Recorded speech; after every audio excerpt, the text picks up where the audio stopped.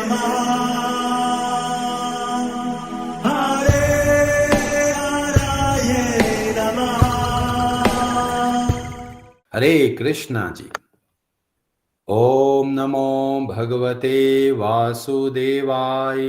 ओम अज्ञानतिमिरान्धस्य ज्ञानाञ्जनशलाकया चक्षुरुन्मीलितं येन तस्मै श्रीगुरवे नमः।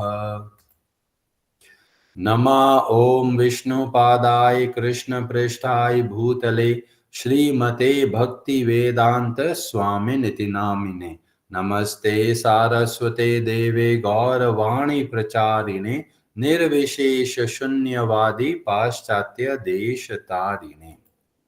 जय श्री कृष्ण चैतन्य प्रभु नित्यानंद श्री अद्वैत गदाधर श्रीवासादि गौर भक्त वृंद। हरे कृष्ण कृष्ण कृष्ण हरे हरे, हरे राम राम राम हरे हरे। कार्पण्य दोषोपहत स्वभावः पृच्छामि त्वां धर्म सम्मूढचेताः। यच्छ्रेयः स्यान्निश्चितं ब्रूहि तन्मे शिष्यस्ते अहं शाधि मां त्वां प्रपन्नम्। भगवद गीता अध्याय 3 और श्लोक नंबर 36 आरंभ करते हैं। ब्रजेश्वरी जी आप पढ़ेंगे संस्कृत। हरे कृष्णा। अर्जुन उवाच अथ केन प्रयुक्तोऽयं पापं चरति पुरुषः अनिच्छन्नपि वार्ष्णेय बलादिव नियोजितः। हरे कृष्णा। अर्जुन उवाच, अर्जुन ने कहा, अथ तब, केन किसके द्वारा, प्रयुक्त प्रेरित, अयम यह, पापम पाप, चरति करता है, पुरुषः व्यक्ति, अनिच्छन न चाहते हुए, अपि यद्यपि, वाष्णय हे वृष्णिवंशी, बलात् बलपूर्वक एव मानो, नियोजितः लगाया गया। अर्जुन ने कहा, हे वृष्णिवंशी, मनुष्य न चाहते हुए भी पाप कर्मों के लिए प्रेरित क्यों होता है? ऐसा लगता है कि उसे बलपूर्वक उनमें लगाया जा रहा हो। हरे कृष्ण जी। बहुत ही प्रैक्टिकल श्लोक है। कई लोग सोचते हैं कि ये भगवत गीता पढ़ के क्या करेंगे, हमारे पास तो बहुत सारी चीजें हैं सीखने के लिए। कई लोग सोचते हैं हम तो बहुत एडवांसमेंट कर लिया है, हम तो गाइडेड मिसाइल्स की बात करते हैं, भगवत गीता तो 5000 साल पुराना ग्रंथ है, वो क्या आज भी उपयोगी है या नहीं? तो जब हम भगवत गीता को ध्यान से देखते हैं तो हमें पता चलता है भगवत गीता ऐसी समस्या के बारे में बताते हैं जो सबके मूल के अंदर है। और समस्या बताते ही नहीं, साथ में यह भी बताते हैं कि उस समस्या का समाधान कैसे होगा। कई लोग सोचते हैं कि ग्रंथों को पढ़कर, वेदों को पढ़कर, पुराणों को पढ़कर हमको क्या मिलेगा, पर हम जब गहराई में देखते हैं तो हमें पता चलता है ये शास्त्र ऐसे हैं जो हमको 3 प्रमुख शिक्षाएं देते हैं। पहले आध्यात्मिक ज्ञान देते हैं जिससे हमारा चरित्र का निर्माण होता है। हमारा मन जो बीमार हो गया उस मन को वो स्वस्थ करने की बात बताते हैं, और शरीर का जो बीमारी लग गई उसके भी स्वास्थ्य के बारे में बताते हैं। तो शास्त्रों के द्वारा अध्यात्म का ज्ञान, शास्त्रों के द्वारा अष्टांग योग का ज्ञान और आयुर्वेद का ज्ञान ये हमको मिलते हैं। और ये ऐसा ज्ञान है जो हर एक व्यक्ति के लिए बहुत आवश्यक है। चाहे बहुत बड़ा साइंटिस्ट हो, बहुत बड़ा डॉक्टर हो, बहुत बड़ा बिजनेसमैन हो, हर एक के अंदर यह समस्या रहती है। कभी कभी वह गलत कार्य की ओर बढ़ जाते हैं, और अर्जुन उसी बात को इस श्लोक के माध्यम से बताते हैं कि कौन है जो हमको पाप कर्म के लिए प्रेरित करता है?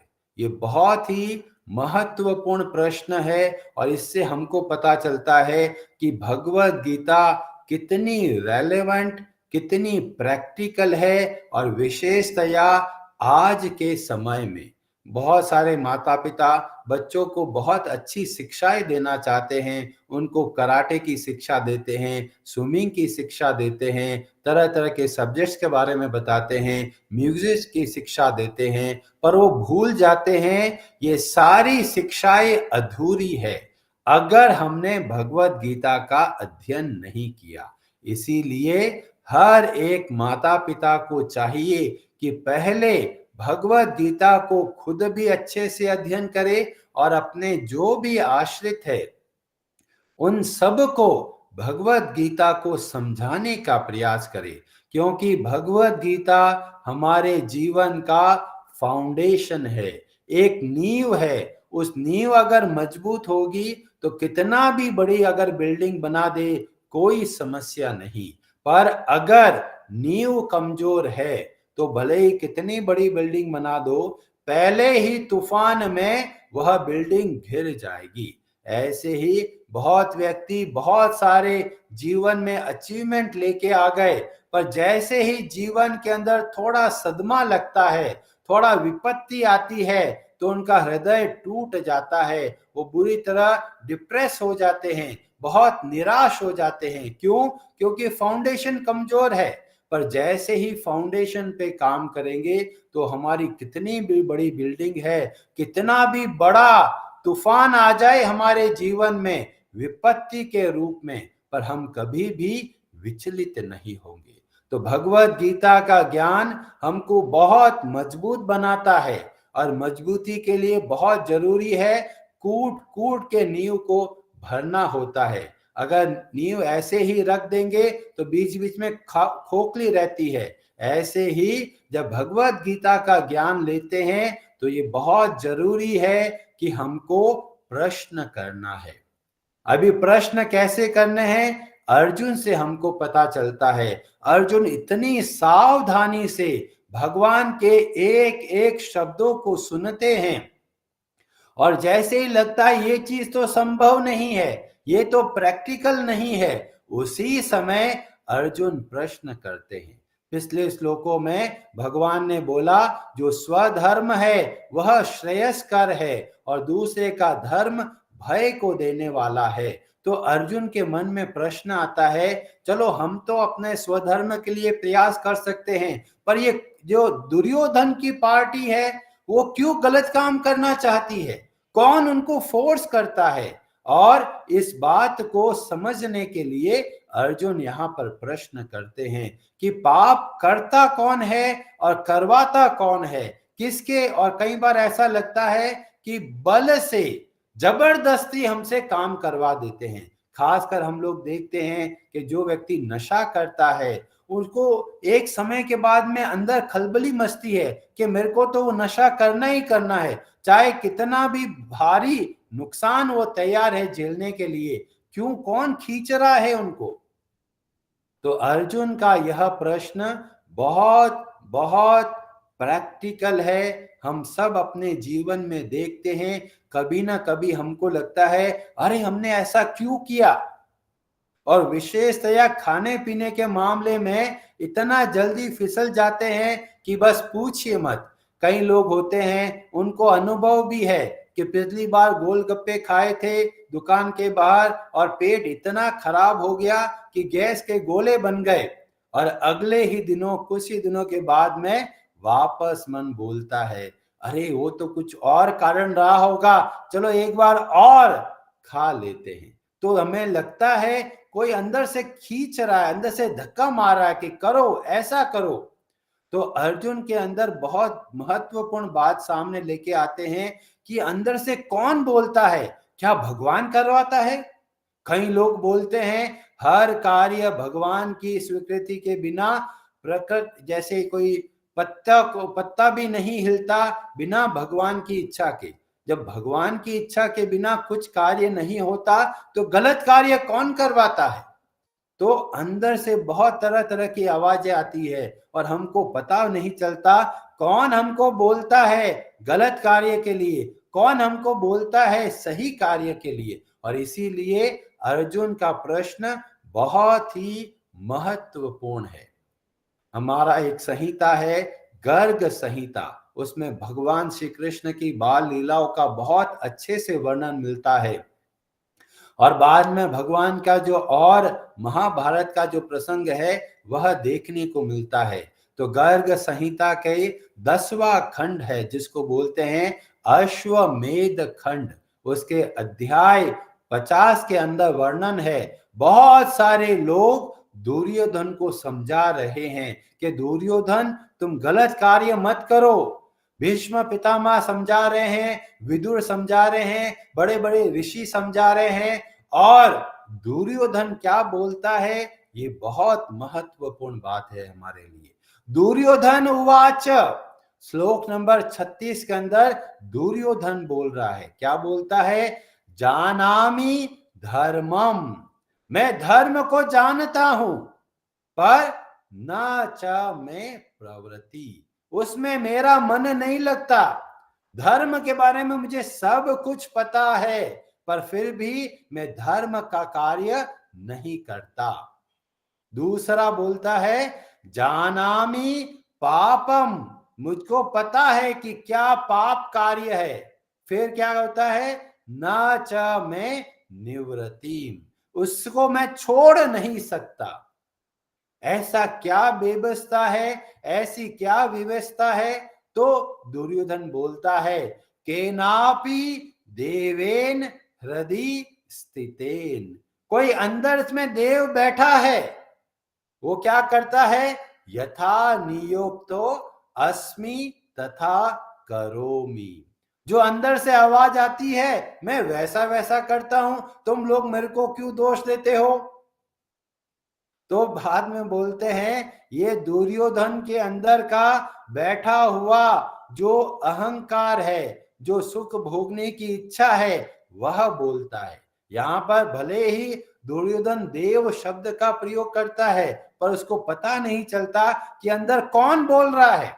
और हम लोग भी कई बार ऐसी ही गलती कर देते हैं। हमको लगता है अंदर जो भी आवाज आती है उसको सुनते जाओ, वैसे करते जाओ, चाहे अच्छा हो चाहे बुरा हो। और इसीलिए शास्त्र हमको सावधान करते हैं कि कैसे कार्यों को करना है, कैसे कार्यों को नहीं करना है, कैसी अंदर की आवाज को सुनना है और कैसी आवाजों को नहीं सुनना है। तो दुर्योधन की तरह हमको गलती नहीं करना है। और हमें देखते हैं बहुत सारे उदाहरण ऐसे मिलते हैं जिसमें इतना आवेश से कोई व्यक्ति गलत कार्य कर बैठता है और बाद में बहुत पछताता है।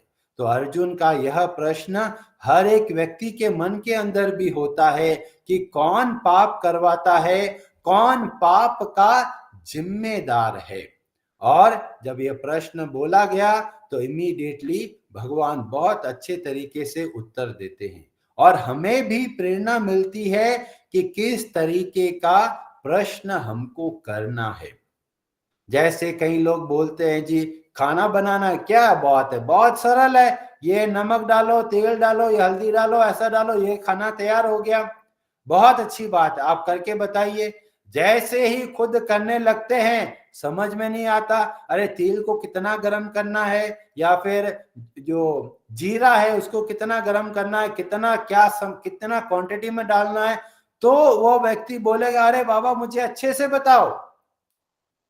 पहले जब वो खुद अपने जीवन में नहीं उतारता तो प्रश्नों की क्वालिटी अच्छी नहीं होती, पर जैसे जैसे जब वो खुद अपने जीवन में उतारता है तब वो वास्तविक प्रश्न करता है।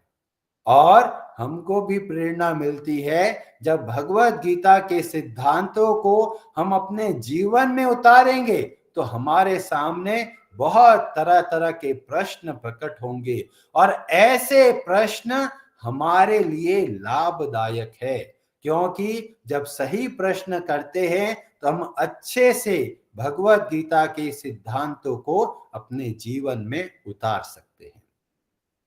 हरे कृष्ण जी, आप सबका बहुत बहुत धन्यवाद। हरे हराये नमः।